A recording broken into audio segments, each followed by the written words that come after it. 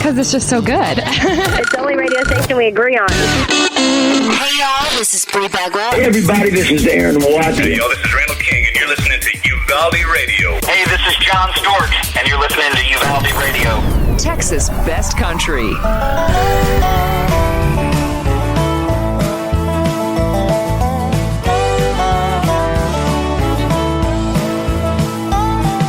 Well, don't you look so pretty, standing in your faded jeans, holding a cigarette in one hand while chasing down whiskey. I wish you could see me. You would see what you've become. I don't claim that I know much, but I do know life can be redone.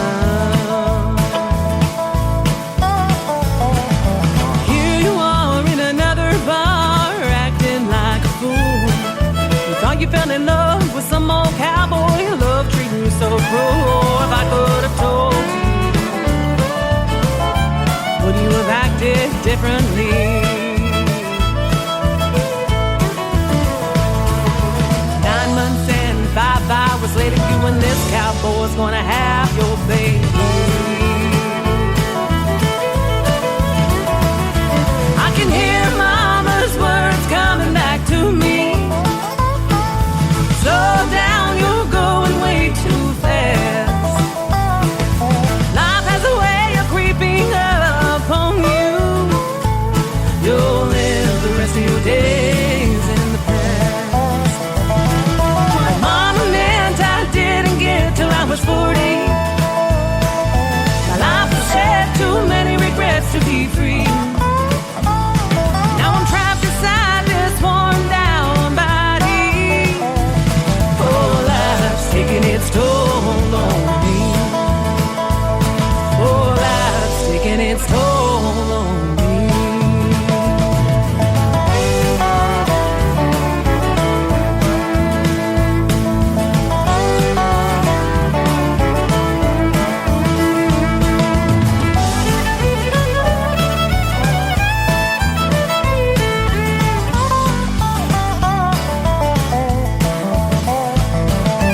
Once again, here I am saying I do. These photographs are all I have of a girl I once knew. Trying to show you what fast living can do.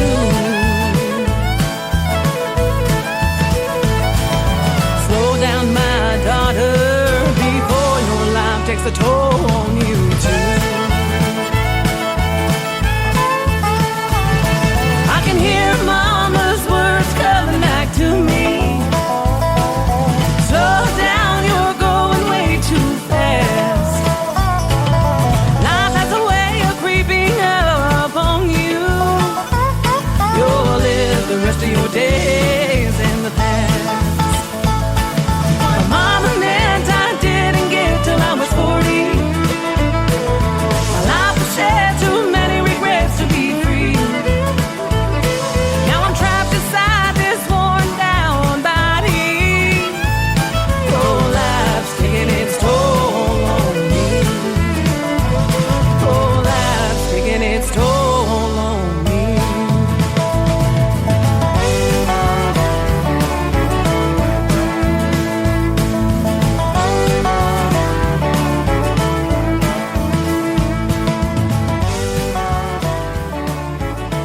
Uvalde Radio, Robert McGill here with you. That was Casey Baker off the album When the Party's All Over. The first single, Life Has Taken Its Toll on Me. And I tell you what, that's a bit of a theme song, a little theme going on for COVID-19 pandemic. But you know what? Despite all the negativity in the world, we have the pleasure of talking to a fine, fine young lady. With me on the phone, Miss Casey Baker.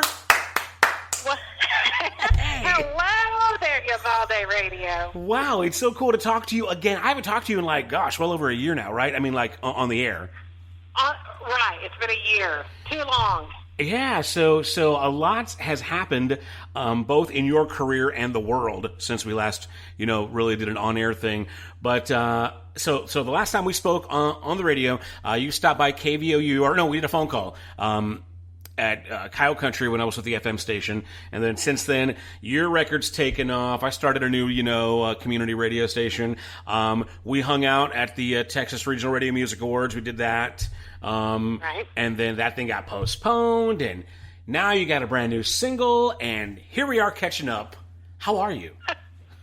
I'm doing fantastic. I mean, despite of everything that's going on, I really am doing great. I see on social media, you've always got pep in your step, and a good positive, upbeat attitude about things.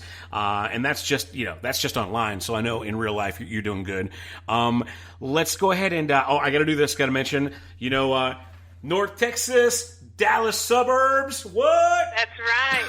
What's up? What's up, North Texas? Yeah, so we found out that we're kind of both from the same stomping ground type areas, so that's cool. I lived in Irving for many years, and cool. And you were in Louisville, I think, for a while, or? Well, and now I live in Denison, which is after my sermon. I don't know if you're familiar with that, but it's probably an hour away from Irving. Right. Yeah. But you were spending some time in Louisville. I think when we talked, you were either working or right. or shopping I was or something. working there in Louisville, and then but yeah, I mean I've been raised in that area, like Irving and Grand Prairie and Arlington was really my stopping grounds, and then I raised my family in Frisco, which is just north of Irving and that, and now I'm up here in Denison and just enjoying life and I don't know, just trying to figure out my next steps. I guess that's the best way to put it. Now, when you were in Frisco, I got to ask this, was this like prior to Frisco being Frisco? Because, I mean, it used to be where, like, Frisco had nothing there, and it was kind of growing and growing and growing. And then all of a sudden, overnight, it became, like, the new, DFW spot, Yeah, basically the number one spot in the world, basically. Yeah. I was there just right when Frisco, there was rumor of Frisco just blowing up. And so bought our house there just because that was just a smart thing to do. And that's what we did. We raised our family there for 20 years, and then now I'm up here. You got in on the ground level of Frisco when things were still cheap. That's good. I got to see the cornfields and all that kind of good stuff, and then I got to see them build all around us. So, yeah. Well, I'm up here in the country, Robert, and I love it. Love it. So being in the country, is that helping you kind of make that legit country music you do? I think so. I mean, honestly, it slows things down for me, and I'm able to actually have real conversations with people. You go to the local diner, and you can talk, and you know what I'm saying? It's like it's every bit like it is on TV. They're just good, wholesome people. In the city, it's always about running. But here in the country, nobody really cares what you look like, act like, or talk like. So it's good. I don't know, man. I come from I'm in a small town now, and I know the big city way, but I gotta say, there's also some backbiting in a small town that you gotta kind of be prepared for. Well, in your position, I'm sure. More than I would. I kind of stick to myself. I was thinking to myself last night. I do a lot of introspective work on myself, and I was kind of listening to my spirit, and I was like, I'm kind of a loner. I really am. I mean, you would think that I would have this glamorous partied up, hang out with people, but no, I really don't. I like to be alone, and I like to think about things, and I don't know, just groom me. Well, no, your lyrics, as far as your music, you seem very introspective, and you seem like the kind of person that thinks on things. And to put it, I don't know how to put it up, but like almost like you like to shrink yourself. Really kind of think about where you are. No, I mean, because I'm kind of the same way. I mean, some would say cerebral. I just say I like to shrink myself. It's the truth. I mean, nobody knows you better than yourself, right? And you can call yourself out on your own BS. I mean, exactly. I do that all the time. Well, the record, the latest record, When the Party's All Over, again, you've got a couple of singles off it. You're working the second release right now on it. Let's go ahead for those. We're on our third. We did remember life. We did our very first single, which is "It Was Only Me." Then life. Oh, that's right. Yes, that's right. Yes, you're on your third. Oh my gosh, time flies. Yeah, we are on our third. Yeah. So let's go ahead and I guess I need a review then too. So for those who don't know too much about you, go ahead and give us, I guess, the 101 on the record that's out now that they can get their hands on. Absolutely. The album is called "When the Party's All Over," and when I first started to even put this process together, I started off completely backwards, what most people do. I started late in the game. We'll back it up. In my childhood years, I would play music with my mom. When I say play, meaning just sing, cover songs and be a part of her band. And I had aspirations of going to Nashville and doing that whole thing, but I started my family early.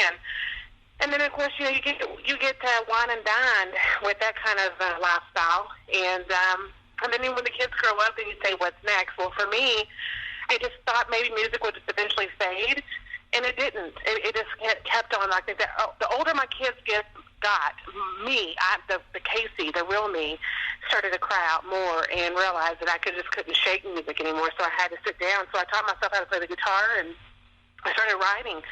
And it just really, honestly, every emotion, every song on When the Party's All Over, it's a part of me. It's something that when I sat down, I literally, Robert, wrote those songs back to back. There was no throwaways. It was just, track 1, track 2, track 3. It was all these emotions and things that I've seen and witnessed and felt in my life.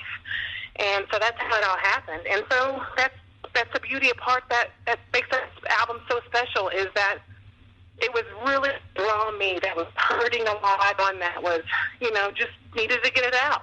Well, there is a lot of pain and retrospect in those lyrics throughout the record.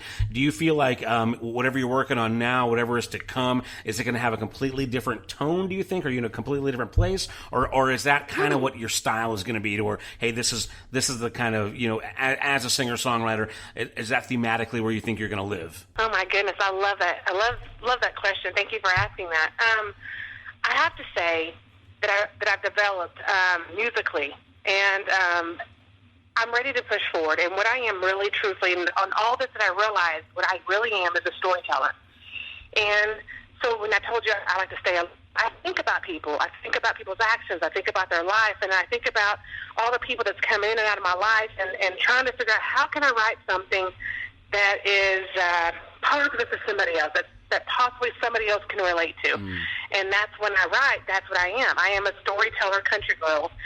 But now I do dabble in a little blues and a little rock and roll. But every bit of it has a story. I don't see myself just writing, what do you call those songs that, just to write those fluff songs, that's just completely hooky. You know what I'm saying? Like the ones that have those great hooks. I don't know. I think I'm still going to continue to be a storyteller. I do have a lot of country, which I'll introduce a lot more folk, a little bit more bluegrass, and whatever else genre I would like put on paper. I can't wait to hear what you do next. It's going to be great, of course. Well, let's go and talk about this, because life has been kind of crazy the last couple of months. You were kind enough to do a live stream concert for us on our Uvalde Radio Facebook page. So if anybody out there is listening, missed that, be sure and check that out. It's like a 30-minute concert, and you told me that you kind of had to kind of pack up and move to a new location. I mean, I had no idea. I thought it went off really, really well, but you sent me a message saying that you kind of got disrupted, right? Give us a quick rundown on that, how that went. Oh my gosh, it was crazy. We had booked a club here, which is a local favorite, and when we got there, it was right when the social distancing, or when they said only 10 people can be together. I don't know what happened. We were there the whole day, setting up, making sure the stage looked great, the sound, the lighting, everything was perfect. And then the cops came in literally 2 minutes before we were about to say go time. Wow. And told us to shut everything down. So we rushed back to my loft, and then we had to have a venue downstairs. And so literally we came upstairs for a little bit, and then we rushed back down as everybody got everything together. But it was chaotic. I mean, I was stressed to the max, because I was like, oh my God, I had 4 live streams that night. Wow. And every one of them, it seemed like I could not get in the groove. So I felt bad, because I like to give 100% of myself, and I felt like I just didn't, I'm a hard critic on myself. No, you and your collaborators were all great, and you know what? And this gets back to what I was talking about, being in a smaller place, a smaller town or whatever. There was some hater out there, man, just trying to rain on your parade. You know that, right? I do know that. So did you ever find out who it was, or did anything kind of trickle down? That sounds like some drama. No, here's what I thought. I said, I know that someone had to say something, and that's totally fine. And the thing is I don't really give much thought to people with negativity. Right. I really don't. I mean, I try to learn from what they said and ask myself, is there any truth in it? And if it's not, then I move on. I don't really give a lot of thought to things, because I realize people in general can be hateful. So yeah, that's true. Well, again, we're talking to Casey Baker here. We're going to play her latest single in a moment. But again, to remind you guys, if you haven't done so yet, go to the video section on our Facebook page at Uvalde Radio, and you can see the live stream concert with Casey and some friends. Give a shout out to your friends who were helping you out on that show. I had Fred Spears and Ray McCarthy. Now, those two gentlemen, they've been playing music for a long time. They played with Rusty Weir, the Tennessee Hat Band, and Dave Allen Co. back in the day. And then I had Greg Guyman, who was a really good friend of mine. He, helped me, I don't know, just get out of my shell and put all my music that I was writing into a performance. And so I wanted to do it with friends because I honor them. I mean, what they did for me is wonderful. And honestly, if you came to Denison, you guys would be amazed how much talent in the musical realm is here. There's people from old school. We're talking like, I don't know, Merle Haggard and those kinds of Buck Owens people. It's just a plethora of talent right here in this town. So anyway, that's who was with me, and I love them for it, and thank you for asking about them. Yeah, very cool. Okay, so, obviously, like the world knows, everything's kind of slowed down, COVID-19, social distancing, weird kind of vaguely specific rules.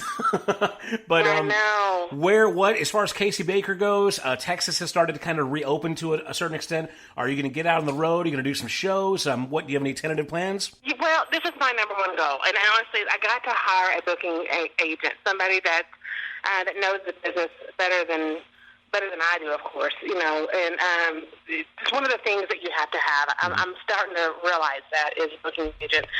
And then I think I'm going to possibly start looking at going overseas by the end of the year, or possibly early next year. I have a lot of fans out in that area that I just really want to hug their necks and really go out there and see that. So I think that's probably the goals for me, is to get a booking agent here because I love Texas and I want to perform here, but also at the same time I want to explore overseas. Well, it's interesting you say that because there is definitely, I don't know if you're talking about the European market, but there seems to be a really, really strong underground, like traditional country, kind of what you do. I know Camille Sanders gets out there. I know Season Ammons gets out there, and they all have really great followings. So I guess you get messages on social media and whatnot? Oh, my God. Yeah. And I mean, they're loyal, and they're, you know what I love about them, and they don't have any idea. They've never been to Texas. Most of them have not. Right. But they love our music. They love the independency about it. They love everything about it. And we're not talking about what's on Nashville being played right now because there's nothing wrong with it. But they're kind of like me. They're very rootsy. And I don't know. There's something very special about not being raised in this culture and just be totally in love with it. And so it just kind of turns me on a little bit. I like that. No, I think that's kind of very similar to what maybe Americans in the early 60s recognized from, like, the Beatles, where it's like, you know what, hey, that's not us. That's something completely, totally different and unique, and we love it, And yes. I think we're like I think good Texas country is kind of the flip side of that. I want them to see me play live. I want them to see every one of us artists here in Texas play live. That's what they really want to do. So these live streams, truthfully, Robert, have been great. Honestly, I've had such a huge response by doing those for those people that are overseas. And I know my friends also doing this in the artist world, they're loving them. So, yeah.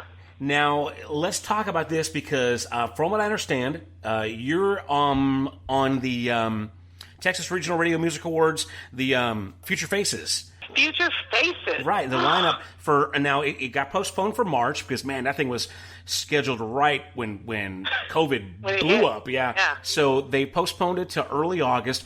Are you still planning to attend and be a part of that whole thing? Well, I know, absolutely. I asked Scotty Alexander. Are you familiar with him? Oh, absolutely. I love that guy. I'm going to tell you, I met a lot of talented folks that can play. I mean, can play, but that boy can really play. Yeah. I went to go see one of his shows up here in Las Colinas, and I found myself crying. I mean, he did The Devil Went Down to Georgia, and I literally just lost it right there. Just started crying because I'd never seen or heard it like that. He just did an incredible job. But anyway, back to my point. I asked him to share the stage with me, meaning just play for me. And he and I have a huge respect for one another. And so, I don't know, we're going to put it together for the Future Faces, and if we're lucky enough, we will be able to play at least one more song for the main event on the following day.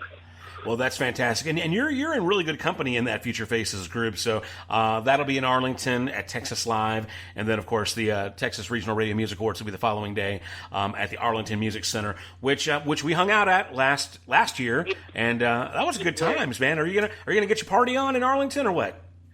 This time I am. Yeah, this time I am. I think I even remember trying to get you to have a drink with me, but you didn't. Hunched around you. What's that? I just kind of hunched myself around you just because I didn't know. And you're so friendly and so lovable and you're positive. I mean, goodness gracious, what else can you ask for? But this time I'm going to branch out and I'm going to say hello. And of course, I love most of them people out there, so I can't wait to see them and tell them how much I'm a fan of theirs. So yeah, I know, it was really cool. We got to actually have some really good FaceTime. It was me and you and Melissa Brooke for a little while. We're hanging out. But who are you looking forward to the most of kind of seeing, shaking, or shaking elbows, or however we're going to do it? Okay, let me think. Funny. Like, there's this new girl named Caitlin Collier. Oh, yeah. Her? Yeah, I love her, absolutely. Man, her voice, amazing. Wow. I love her voice. Uh-huh. And I really do. And I'm a big fan of vocals. Mm-hmm. I mean, I am. And I don't know why. Somebody who moves me. She's one of them. And then Holly Tucker. I really want to sit down and, talk to her. And I never met Bree. So there's a female side. But then on the man side, let me think. Yeah, I remember when we took our picture with Daryl Dodd. Uh-huh, yeah, yep. I hope he's there. I love Daryl. Yeah. he'll be there. I just talked to him this week, and he said he's going to be there. So, yeah, I love that, man. What a kind soul. He's done so many great things, and he remains so humble and pure. It's crazy.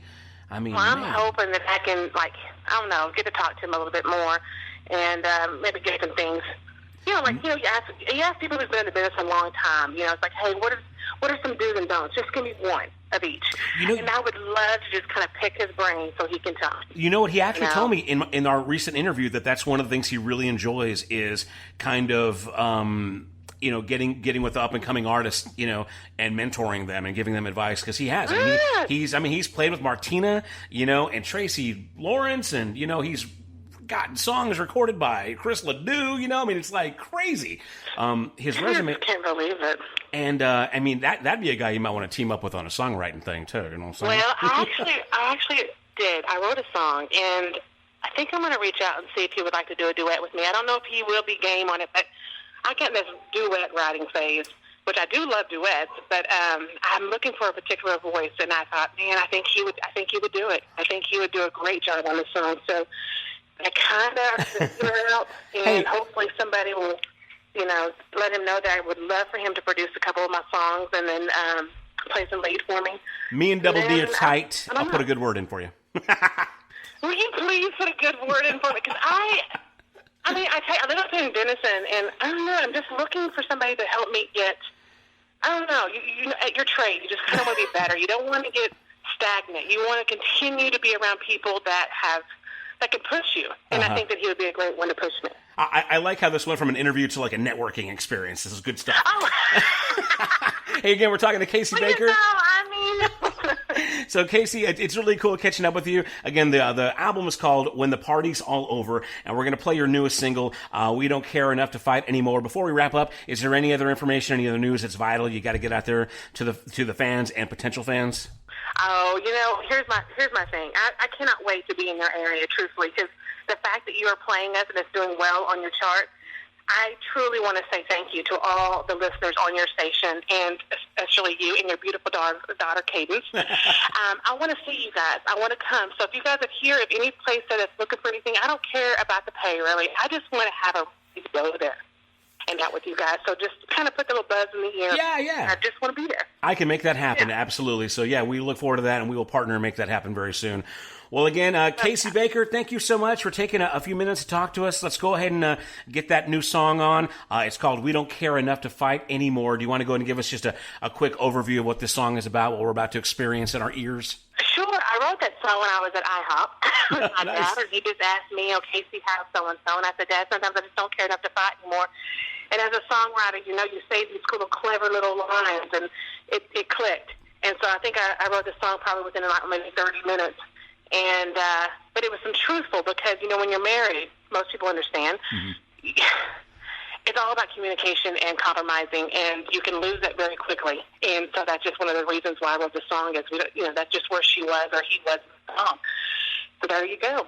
Well, right on. It's a great one, and let's go and get it on the air right now. That's going to wrap it up here with Casey Baker. This one's called We Don't Care Enough to Fight Anymore. It's Uvalde Radio. Thank you, Casey. Thank you so much, Robert. Love you. It was hard to believe that our love could fade.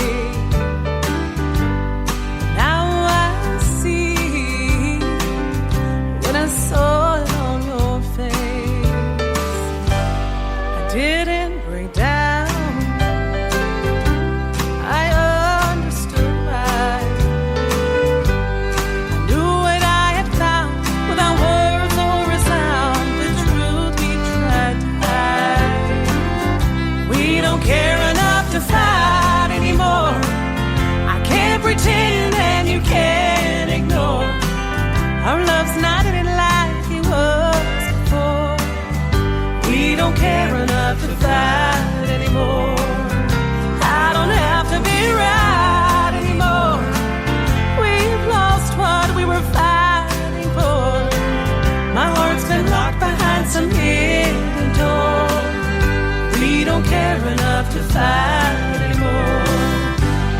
I want you to be happy. I need to be there. The last thing you need is me pretending to have what isn't there. We don't care enough to fight anymore. I can't pretend and you can't ignore. Our love's not in it like it was before. We don't care enough to fight anymore. I don't have to be right anymore.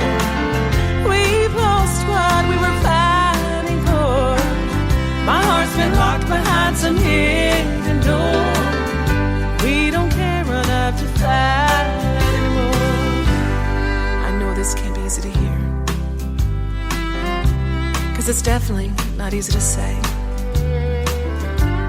But looking back through all the years and the many tears, surely you're feeling the same way. We don't care enough to fight anymore. I can't pretend and you can't ignore. Our love's not in it like it was before. We don't care enough to fight anymore. I don't have to be right anymore. We've lost what we were fighting for. My heart's been locked behind some hidden door. We don't care enough to fight anymore. My heart's been locked behind some hidden door. We don't care enough to